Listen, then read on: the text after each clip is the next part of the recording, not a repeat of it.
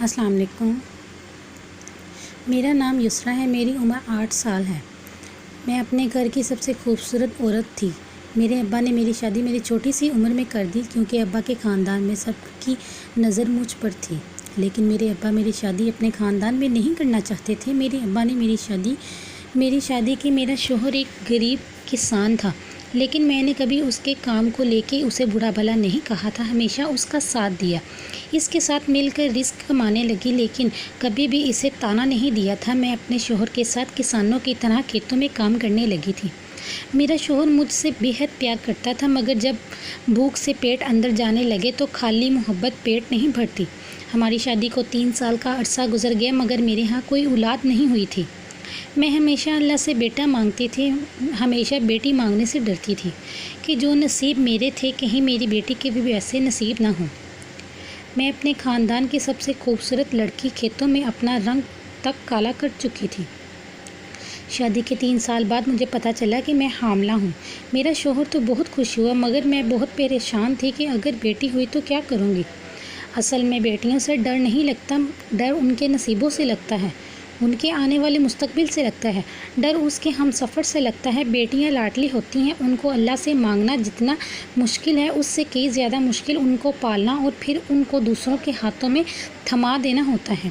بیٹیاں تو گھر کی رونق ہوتی ہیں، باغوں کا وہ پھول ہوتی ہیں جس کے بغیر ہر باغیچہ بنجر لگتا ہے، لیکن جب اپنا وقت برا ہو تو یہ سب باتیں بس کتابوں میں ہی اچھی لگتی ہیں۔ میں بھی حقیقت پسند تھی، لیکن کبھی کبھی اپنے حالات سے اس قدر مایوس ہو جاتی ہیں کہ ہمیں لگتا ہے کہ ہم پر آنے والا ہر وقت برا ہی ہوگا۔ ہم بالکل مایوس ہو جاتے ہیں اور پھر ہمیں وہی ملتا ہے جس کا ہم نے گمان کیا ہوتا ہے۔ میں نے ایک بیٹی کو جنم دیا، میری بیٹی بھی میری طرح بے حد خوبصورت تھی۔ میرا شوہر تو بہت خوش تھا اپنی بیٹی کو دیکھ کر، مگر میں نے اس معصوم تتلی کی طرف دیکھا تک نہیں تھا۔ میرے شوہر نے مجھے بہت سمجھایا کہ بیٹیاں اللہ کی رحمت ہوتی ہیں، مگر تم کیوں خوش نہیں ہو؟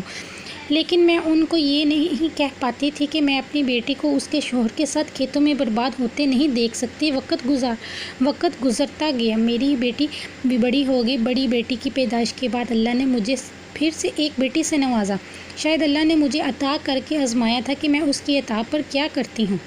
دوسری بیٹی کی مرتبہ میں کچھ سنبھل گئی تھی، لیکن میری بڑی بیٹی اور میرے درمیان جو فاصلے قائم ہو گئے تھے وہ اب تک قائم تھے۔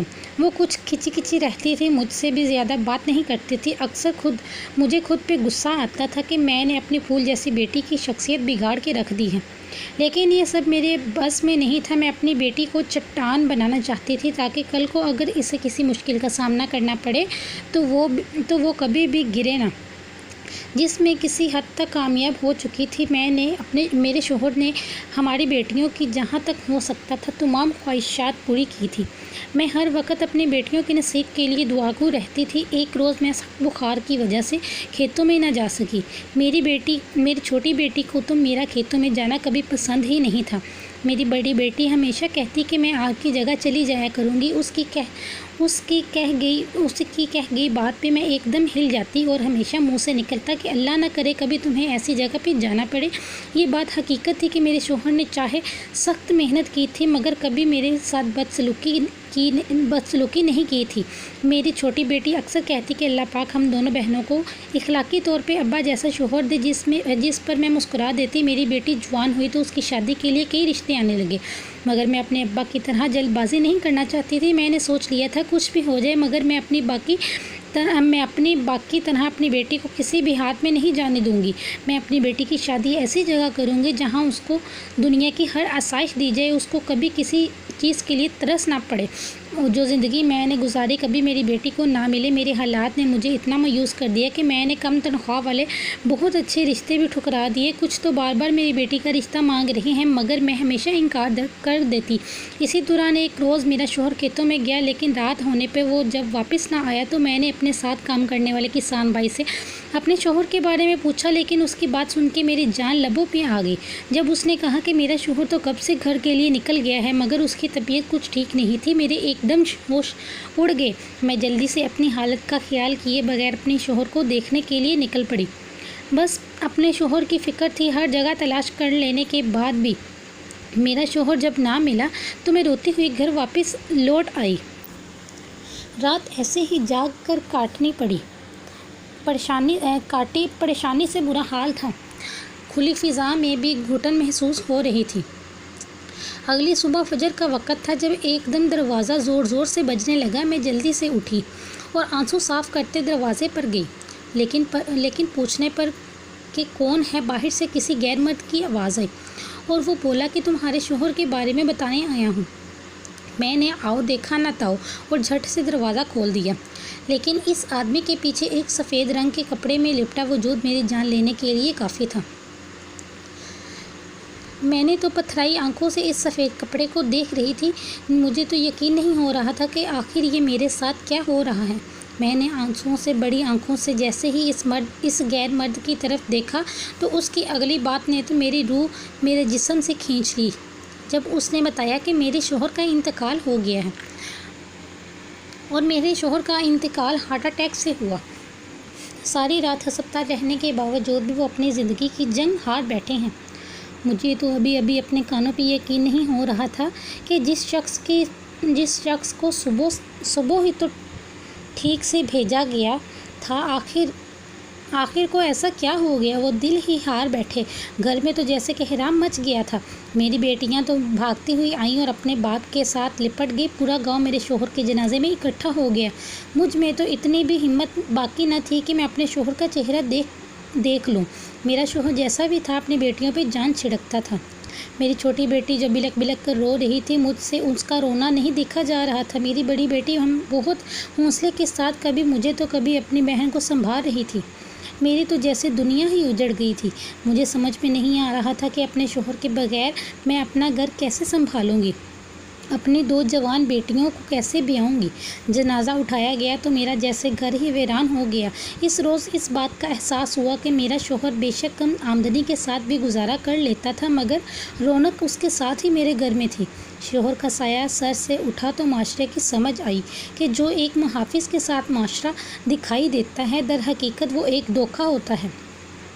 اصلیت تو اس وقت نظر آتی ہے جب آپ کے سر سے چھاؤں چھین لی جائے، جب آپ کڑی دھوپ میں آ جائیں۔ شوہر کے مرنے کے بعد میں عدت میں آ گئی تھی۔ گھر کا سارا کام میری بڑی بیٹی کرتی تھی۔ کبھی جو گھر سے باہر نہیں نکلا تھا، اب اس کے علاوہ کوئی گھر کا کام بھی نہیں کر پاتا تھا۔ جب تک میری عدت مکمل ہوئی، میری بڑی بیٹی نے ہی میرے گھر کو سنبھالا، اندر باہر کے اخراجات پورے طریقے سے اپنے سر پر لے لیے۔ میں تو حیران تھی کہ وقت اور حالات نے اس کو اتنا سمجھدار کب کر دیا۔ میرے لیے تو اب بھی وہ تولیے میں لپٹی چھوٹی سی بچی تھی۔ اکثر مجھے اپنی بیٹی کی طرف دیکھ کے رونا آتا۔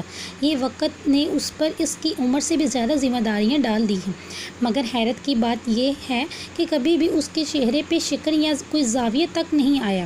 وہ ہمیشہ مسکرا کر کام کرتی اور میری ہر بات پہ آمین کہہ دیتی۔ میرے شوہر کو میرے ابھی 2 مہینے ہی گزرے تھے کہ گاؤں کی عورتیں گھر آنا شروع ہو گئی اور کہنے لگی کہ تمہاری بیٹی جوان ہو گئی ہے، اس کے ہاتھ پیلے کب کر رہی ہو؟ اور میں بس ہاتھ ملتی رہ جاتی۔ مجھے اب اپنی بڑی بیٹی کی فکر ستانے لگی۔ لوگوں کی باتیں بھی اپنی جگہ بالکل درست تھی، جتنے منہ ہوں اتنی ہی باتیں ہوتی ہیں، مگر میں اپنی بیٹی پر ایک بھی حرف برداشت نہیں کر سکتی تھی۔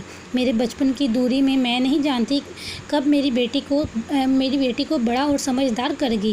میری عدت تک سارا کام میری بڑی بیٹی نے سنبھالا۔ مجھے اکثر اس پہ ترس آ جاتا جس نے بیٹا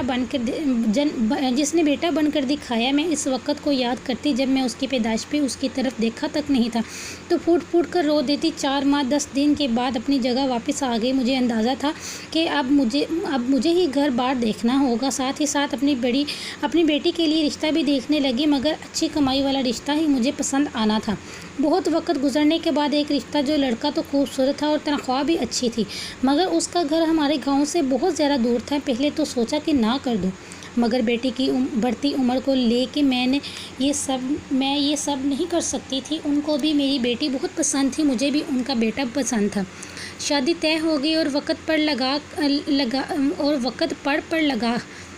کہ उड़ गया और फिर वो दिन आ गया जब मेरी बेटी को किसी और के घर जाकर उसका घर बसाना था। मेरी बेटी शुरू से ही बहुत मासूम और भोली थी। दुल्हन का जोड़ा पहन के वो तो परिस्तान की पड़ी लग रही थी। निकाह हुआ और फिर रुखसती का वक्त भी आ गया और मैं और मेरी बेटी एक दूसरे के साथ लगे फूट फूट के रोने लगे। मुझे अपने शौहर की बहुत कमी महसूस हो रही थी। मेरा दामाद भी अच्छा इंसान था। मुझे बोला कि परेशान होने की ज़रूरत नहीं है, आप लोगों को मैं आपकी बेटी का खुद से भी ज़्यादा ख्याल रखूँगा। उसके ये अल्फाज मेरे लिए काफ़ी थे। मेरी बेटी की रुखसती के बाद तो घर बिल्कुल ही बेयाबां हो गया था। मैं और मेरी छोटी बेटी सारा दिन घर में एक दूसरे का चेहरा देखती गुजार देती थी। बेटी की शादी भी अभी नई थी। मैं तब ही ज़्यादा बेटी से मिलने नहीं जाती कि कहीं उसका शौहर इस बात से नाराज़ न हो जाए कि मैं हर वक्त उसके घर में रहती हूँ। शादी को 3 महीने गुजरे, लेकिन हैरत की बात थी कि इसकी तरफ से भी कोई खबर ना मिली। अब तो बहुत परेशानी होने लगी थी। एक रोज़ मैंने अपनी छोटी बेटी से बोला कि मैं तुम्हारी बड़ी बेटी से मिलने जा रही हूँ, तो वो भी मेरे साथ चल पड़े। हम दोनों माँ बेटी जब बड़ी बेटी के घर पहुँचे तो घर देख के तो मेरे होश ही उड़ गए। वो घर कम और महल ज़्यादा था। बाहर चौकीदार ने हमसे पूछा कि हम कौन हैं, तो मैंने उसे बताया कि तुम्हारे घर में जो जिस लड़की की शादी हुई है, मैं उसकी बीवी की माँ हूँ। चौकीदार ने मुस्कुराते हुए मुझे अंदर भेज दिया। मेरा हुलिया बहुत अजीब था क्योंकि मेरे पास कोई नए कपड़े नहीं थे। अंदर मुलाजमा उनको देखकर मुझे वो शर्मिंदगी महसूस होने लगी क्योंकि मेरा पहनावा उनसे भी ज़्यादा गया गुजरा था। मेरी बेटी ने मुझे हिम्मत दी और बोली कि आप इस घर की मालकिन की माँ हैं, ऐसे परेशान होने से कुछ नहीं होगा। बहुत से मुलाजमा मेरे पास आए और मुझसे बदतमीज़ी करने लगी। मैं उनको सफाई देती रही कि मैं तुम्हारी मालकिन की माँ हूँ, मुझे अंदर जाने दो, लेकिन वो मेरे साथ बहस में लगी रही। मेरी नज़र ऊपर खिड़की की तरफ गई तो मेरा दामाद वहाँ खड़ा मुझे देख रहा था। मुलाजमा मेरे साथ बहस करती रही। मेरा दामाद नीचे ना आया। मुझे बहुत अजीब लगा और बहुत अफसोस भी हुआ। थोड़ी देर बाद मुझे मुलाजमा बहस करके थक गई तो मेरा दामाद नीचे आया और बोला कि इनको अंदर आने दो।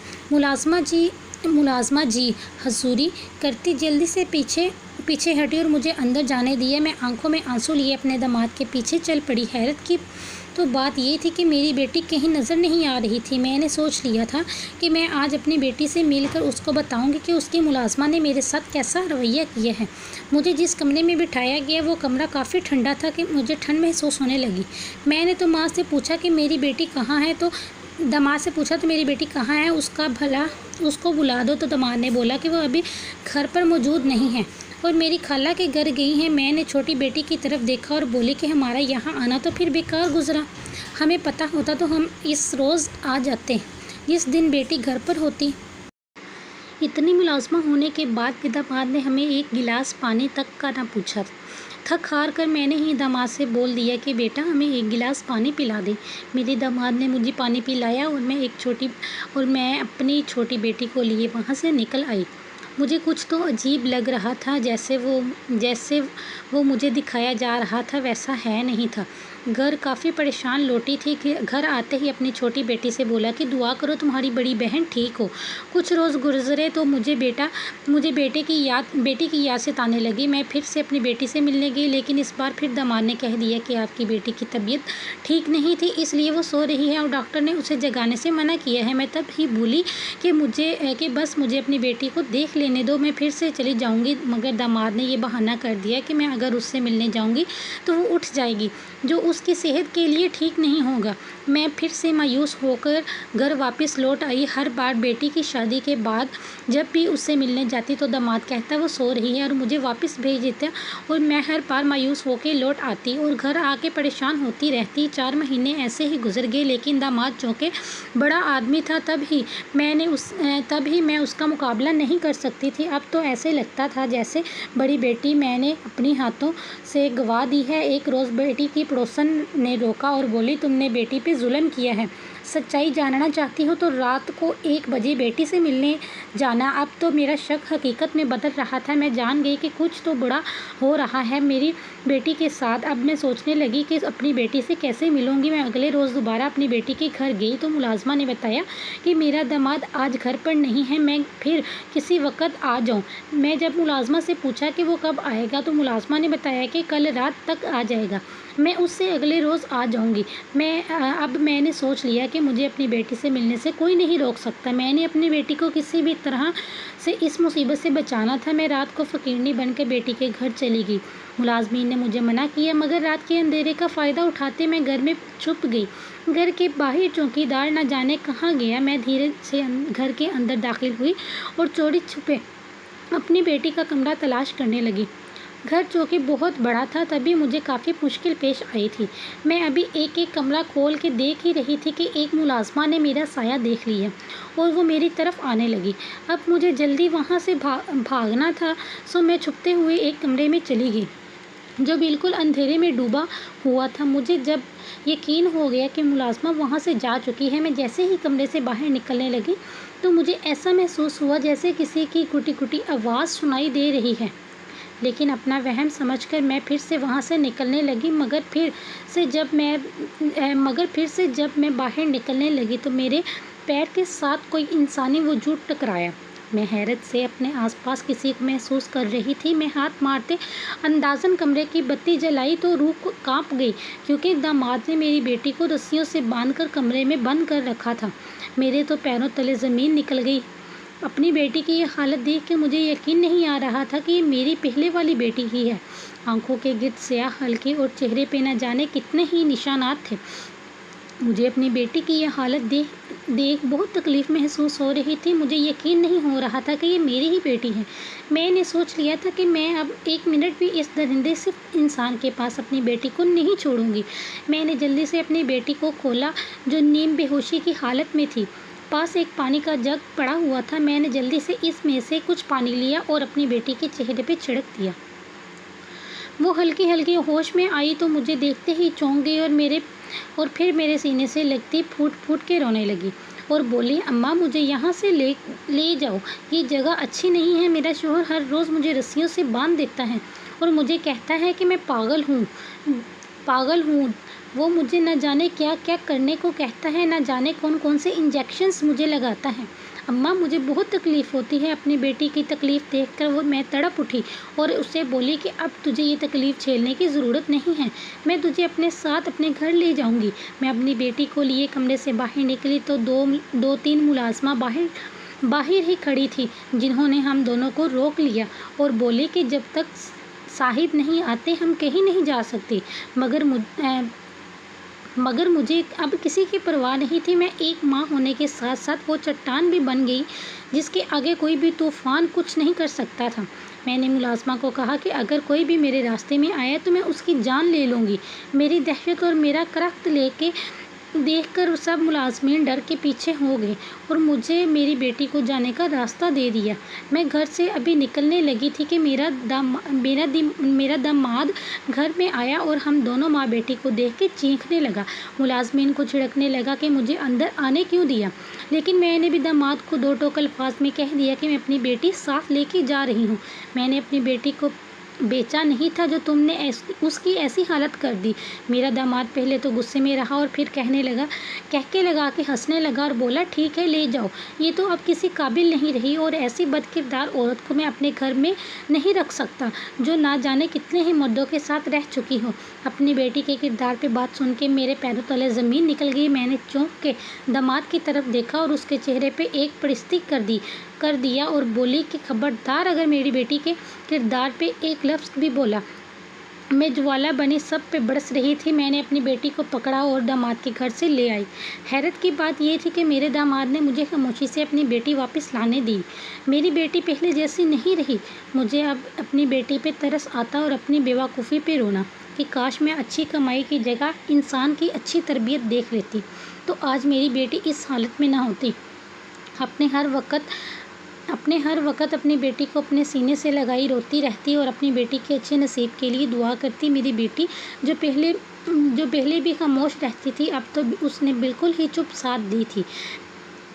نہ وہ اپنی تکلیف بیان کرتی تھی، نہ ہی کسی خواہش کا اظہار کرتی۔ میں نے سوچ لیا کہ اپنی بیٹی کو اس کے شوہر سے آزادی دلواؤں گی۔ ہمارے گاؤں میں ایک بہت اچھا وکیل تھا۔ میں نے جب اس سے بات کی تو اس نے بولا کہ میں تمہاری بیٹی کا کیس لڑوں گا اور جیتوں گا بھی۔ ہم بہت پرانے یہاں کے رہنے والے ہیں، تبھی میں تمہارے شوہر کو بھی بہت اچھے سے جانتا ہوں۔ اس نے کئی بار میری مدد کی، اب شاید ان کے احسانات کا بدلہ چکانے کا وقت آ گیا ہے۔ مجھے سن کے حیرت ہوئی کہ میرے شوہر نے ایسے کون سے احسانات اس وکیل پہ کیے تھے جو بغیر پیسے لیے میری بیٹی کا کیس لڑنے کے لیے تیار تھا۔ میں نے اس لڑکے سے پوچھا کہ میرے شوہر نے تم پہ ایسے کون سے احسانات کیے تھے جو تم اتنے بڑے وکیل ہو کے بھی بغیر فیس کے میری بیٹی کے لیے کیس لڑو گے۔ اس نے بتایا کہ ایک روز میری بہن کھیتوں میں گئی اور وہاں سے اسے کسی زہریلے کیڑے نے کاٹ لیا۔ تمہارے شوہر نے ہی اس کی جان بچائی اور وہ بہن مجھے بہت عزیز ہے اور میں ہمیشہ تمہارے شوہر کی تلاش میں رہا کہ کسی طرح میں اس کا شکریہ ادا کر سکوں، مگر مجھے سننے میں ملا کہ اب اس دنیا میں نہیں رہا وہ۔ مجھے سن کے بہت دکھ ہوا، لیکن شاید اللہ کو کچھ اور ہی منظور تھا۔ وکیل کی بات سن کے میں نے آسمان کی طرف چہرہ کیا اور اپنے رب کا شکر ادا کیا۔ وکیل نے میری بیٹی سے سب کچھ پوچھا کہ اس کے شوہر نے اس کے ساتھ کیا کیا کیا۔ میں تو اپنی بیٹی کے منہ سے اس کی تکلیف سن کے حیران رہ گئی۔ جب اس نے بتایا کہ اس کا شوہر روز اس کو نہ جانے کون سے انجیکشن لگاتا، جس کے بعد وہ نیم بے ہوش ہو جاتی، اور پھر اس کا شوہر اس کو اپنے دوستوں کے سامنے کر دیتا، اس پہ اپنے دوستوں کے سامنے ظلم کرتا۔ وکیل بھی سن کے ایک بار افسردہ ہو گیا اور بولا کہ فکر کرنے کی ضرورت نہیں ہے، تم بھی میری بیٹی ہو، میں اپنی بیٹی کا کیس خود لڑوں گا۔ وہ وکیل کسی فرشتے سے کم نہ تھا، اس نے فرشتوں کی طرح ہی ہماری حفاظت کی اور میری بیٹی کو اس کا انصاف دلوایا۔ میری بیٹی کو نہ صرف طلاق دلوائی بلکہ اس کے شوہر کو کڑی سے کڑی سزا بھی دلوائی۔ ہم اپنی بیٹی کو ہر طرح کا سکون دے سکتے ہیں، مگر اگر نہیں دے سکتے تو اس کا نصیب ہے۔ لیکن حیرانگی اس بات کی ہے کہ میری بیٹی طلاق کے بعد بھی میری طرح مایوس نہیں ہوئی تھی، بلکہ اس نے اپنے آپ کو مزید مضبوط کر لیا تھا، اور وہ ہمیشہ کہتی تھی کہ میں کبھی بھی لوگوں کی وجہ سے اپنے رب کو ناراض نہیں کروں گی، کیونکہ مایوسی کفر ہے۔ جو میرے ساتھ ہوا وہ میرے لیے آزمائش کا وقت تھا۔